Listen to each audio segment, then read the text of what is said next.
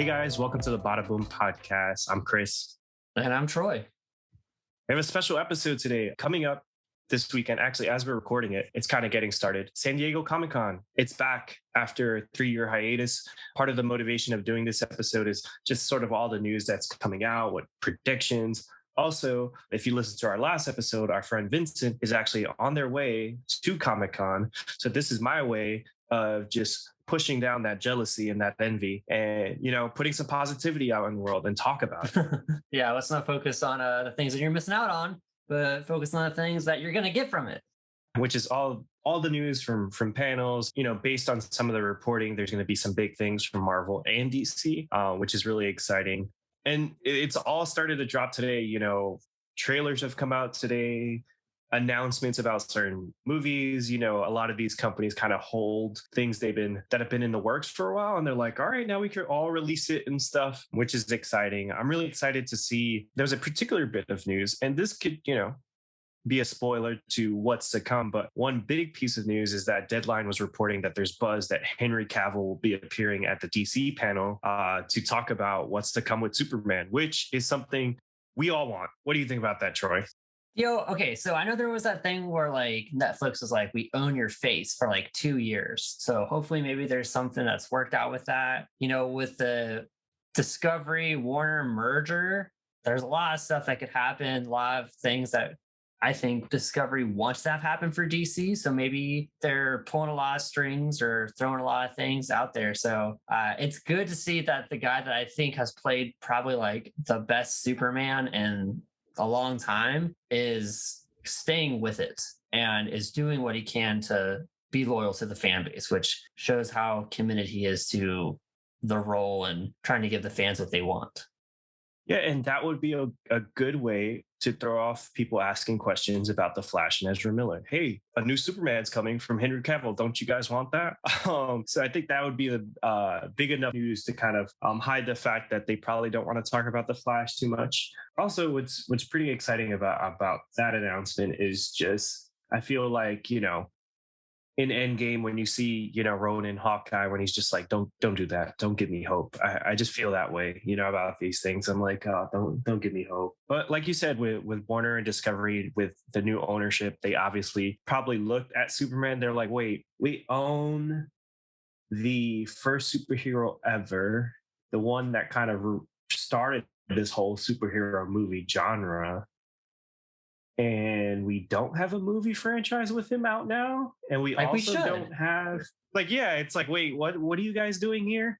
It's like 2 + 2 doesn't equal 4. And then they're like, wait, but it does. How do we forget that? Yeah. So hopefully they fast track something. Obviously, everything that has been announced previously that hasn't been filmed already is subject to be thrown in the garbage. So all those other Superman projects, everything really past The Flash is kind of like, hey, we don't know what their plan is. So that's exciting. That's really like the big piece of DC news, I think, that's going to come out of this. Most of it is things we already know that's coming. Aquaman, Flash next year. Maybe we see some castings. I did hear like Dua Lipa is kind of in talks for Zatanna, which would be awesome. And, she came out on stage. That'd be cool. But, I'm turning this into a DC episode, and I promised myself I wouldn't do that. There's nothing wrong with making it a DC episode. And I was about to say, not to make it a Superman episode, but like, I feel like we haven't had a lot of Superman movies because people are like, okay, cool. His one weakness is kryptonite. That doesn't really play well in like character development. But like Zack Snyder kind of set it up pretty good with character development in Man of Steel. And they just didn't really hand the baton off to have a great sequel because of, tons of other stuff happening. But like, we're in a good spot, I think, to where we could have several great Superman movies despite his lack of weaknesses, especially like you said, Dua Lipa maybe being Zatanna. Throw him in there and have him have a couple of, I'm allergic to magic. It hurts me. Like, there's some great potential out there for several Superman movies. It's just, we're gonna put the money in, we're gonna put the time in, put the work in. So I suspect that, they're probably gonna, to hype up, part of it is probably to hype up, Black Adam.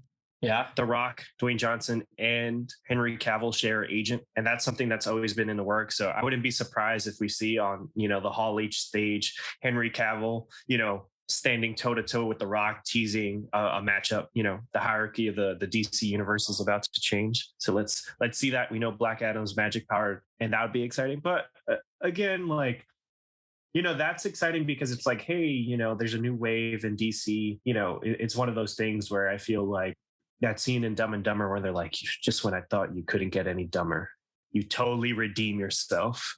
And I think that's one of those moments that they need to do to kind of redeem themselves from some of the flip-flopping, the lack of cohesion in the vision. So that'll be exciting to see. And also if some of those other things come through, like, you know, Zatanna, maybe some new castings we haven't heard of, maybe some new announcements, maybe a Batgirl trailer, who knows? Drop all the trailers. Drop all the trailers. I feel like we've also have seen several teasers for like Blue Beetle, and Beetle finished filming, so maybe a little look at that would be exciting. But yeah, let's go to Marvel. Let's talk about Marvel a little bit because again, we're kind of like making this the unofficial DC podcast. But hey, don't worry about it, man, because we've seen so much Marvel content. Like almost every time we do a Marvel one, we're like, do we feel a little fatigued? So don't worry if we're talking too much DC, because there's a ton of Marvel stuff that's happened, and the stuff that's coming forward. Hopefully, there's something with Fantastic Four. And, you know, there was a Deadline article I sent to you, and hidden in it, there's kind of like a little reference to something that was reported to previously, which is the name of the XMen project. You know, about a year ago, I think it was Illuminati or another blog had reported that they were kind of calling the X-Men project the Mutants, and that's what it would be called. In Deadline, which is an official trade, kind of gets all their sources directly from the studios and agents and stuff. They reference that project, the Mutants, which I think if it's called that, I think it's time to kind of like, you know, just write off the MCU for a while.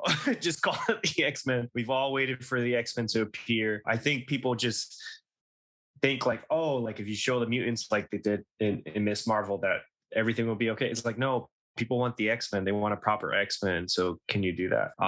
Maybe they're trying to be like, we want to differentiate ourselves between, we can't dive straight in first to the X-Men. Like the mutants is their way of like, hey, we're kind of creating a first class, but maybe we're also trying to say we're keeping it vague as the mutants. So maybe later on we can say, oh yeah, we didn't really know if it was mutants or if we're going to introduce Inhumans. We're trying to keep it vague, trying to create that gray area. Well, just call it X-Men the Mutants. Don't call it the Mutants. Well, that sounds kind of redundant. Why'd you call it X-Men the Mutants? Like, we know the X-Men are mutants. It's redundant. Yeah, it's redundant. But again, anything, just don't name it that.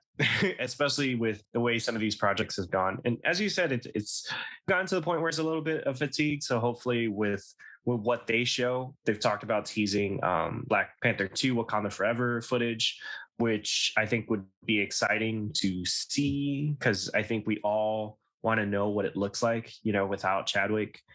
And that's one of the things I'm actually looking forward to in the next few Marvel projects, because the life of me has been like, the excitement for all of those things has been sucked out of me by Multiverse of Madness, Moon Knight, Thor, Love and Thunder. Basically everything that's come out after No Way Home has been very disappointing. It's nice. Is it great? Is it giving me life to continue living? No. Yeah, and it feels like a sentient AI is writing these things at this point. It's like insert villain. It feels like we're just rewatching Book of Boba Fett when we see these. Yeah. It almost feels like each of these things have the same writer's room or the same mandates, which probably speaks to a larger problem at Disney. Yeah, like it was all good, but wasn't like, man, that's exactly what I wanted, what I thought was going to be great. No. I will probably see Love and Thunder again because I love Taika Waititi and Chris Hemsworth, but overall, it's not like moving the story forward. Yeah. Or give us an idea of where it's going. I think most people kind of peg it to be Secret Wars, just because that's the only thing that could be as big as, you know, an Infinity War. But nothing has moved us really closer to that since Loki. Doctor Strange, even though it's called Multiverse of Madness, was a very contained story.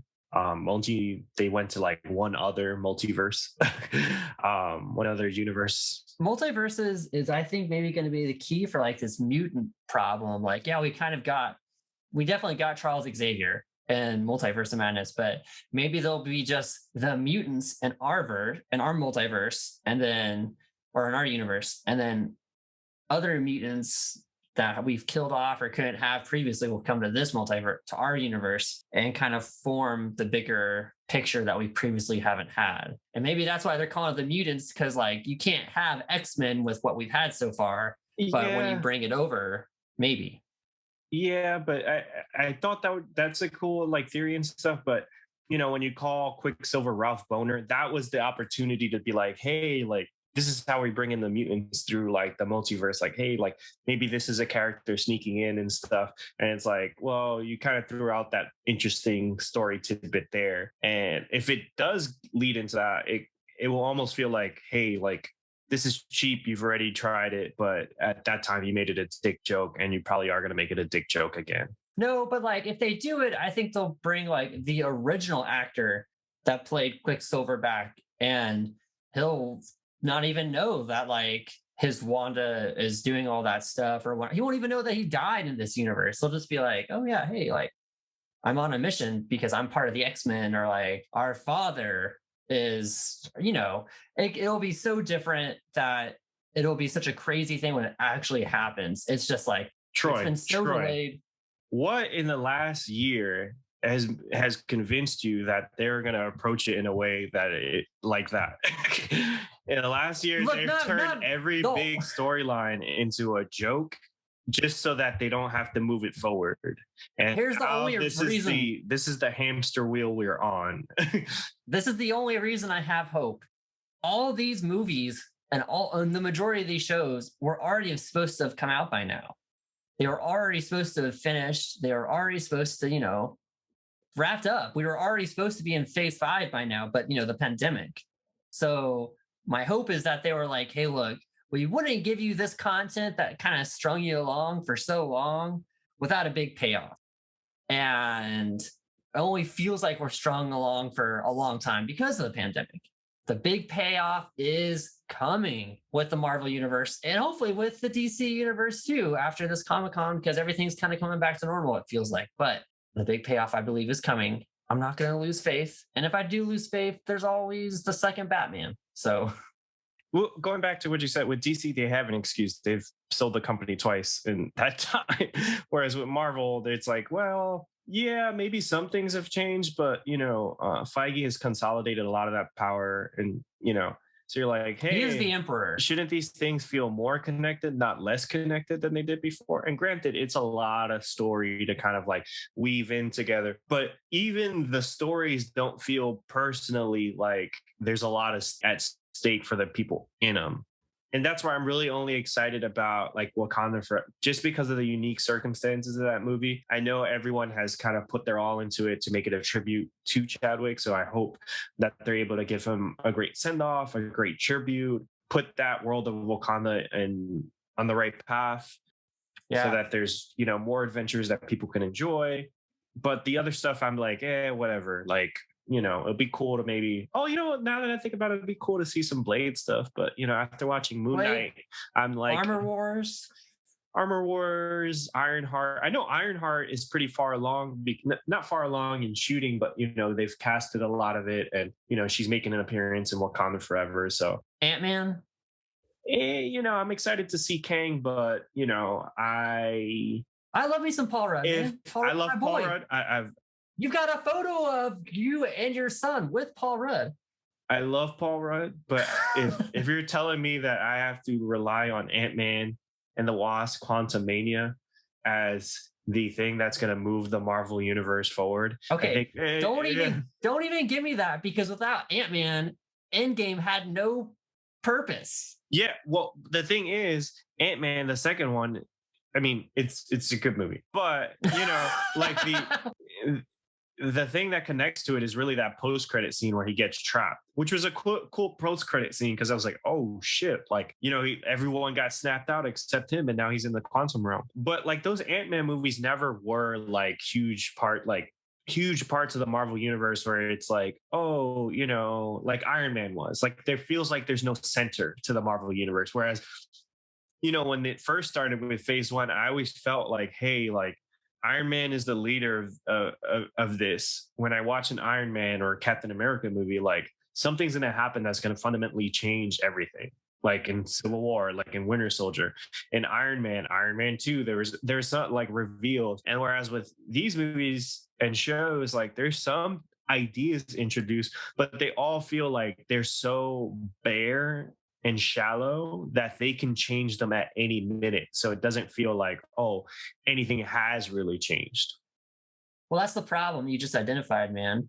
There is no current leader of anything in the Marvel universe. You don't really have Nick Fury. You don't have a Tony Stark. You don't have someone that's like drawing people together. No one's like, hey, crap just happened. I need to go talk to Tony Stark, or I need to go talk to Steve Rogers. You don't have anyone that's doing that. Like, maybe the next Captain America movie will kind of try and cement Sam Wilson as that figure. But at the moment, like, no one's a key player. Everyone's just kind of doing their own thing. And in the next phase, hopefully it brings everyone together. There's no Avengers movies currently slated. So you kind of got to be like, how are people trying to actually team up, be together, and that kind of thing? So that's what we're going to hopefully see soon. And that will hopefully lead to a good payoff. But yeah, I appreciate the positivity about those things.